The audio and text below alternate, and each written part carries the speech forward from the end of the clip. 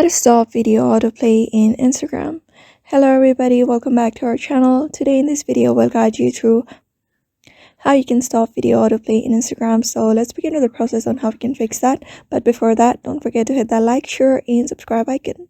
So if you're having that issue of your video autoplaying and you want to stop that, head over to the menu bar at your profile after you have successfully logged in into your Instagram account.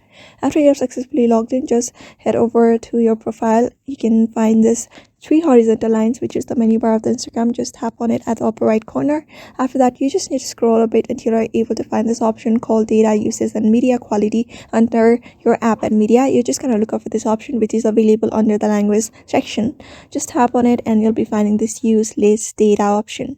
So you're gonna tap and turn on this data saver toggle option on, and after that you'll be finding this option available, which is high resolution media.